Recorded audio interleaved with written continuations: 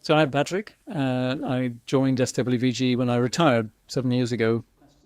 When you come to the training day, you will already have done the induction program, which gives you some basic information about the asylum process and what SWVG does.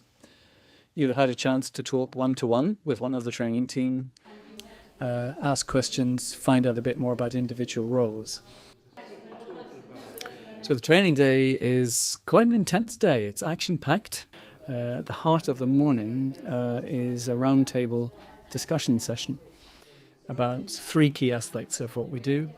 One is about current issues, what actually is happening on the ground at the moment. One is about the role of being a teacher, which is probably the most in demand. We can't have too many teachers. And one is about what is involved in being a visitor. We also give a lot of information about issues around health and well-being, some background on the current legal situation, which is constantly changing. And we introduce people to the support groups, which are a kind of key feature of the way SWVG operates. So by the end of the morning, you should have got a lot of new information about what's happening in the asylum process, where SWVG fits into that, and what each one of you can do as an individual volunteer. Hi, I'm Chris. I work on the support desk. So I come in to this training session and give a talk on the legal aspects of seeking asylum, looking at the tribunals, the appeals, the various different aspects of it, which I've gained from my experience of working with asylum seekers over the last few years.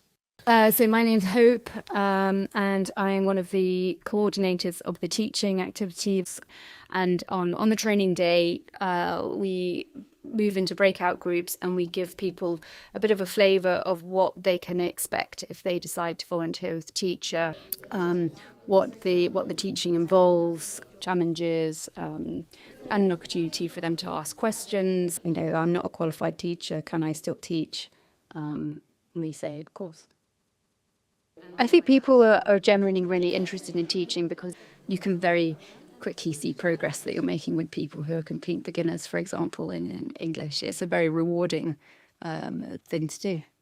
I'm Pam Campbell. I'm retired now, but previously worked for the Homeless Healthcare Team, which is where I got to know Southampton and Winchester Visitors Group some 20, nearly 30 years ago, and we collaborated over provision of healthcare because there were so many parallels with people experiencing homelessness. So it was a very great synergy of our opportunity to share expertise and advocate for people who found access to healthcare really difficult. So I come back now 2 or 3 times a year and just provide half an hour of chat about how difficult it can be and the pitfalls of somebody needing very, wide and varied healthcare provision.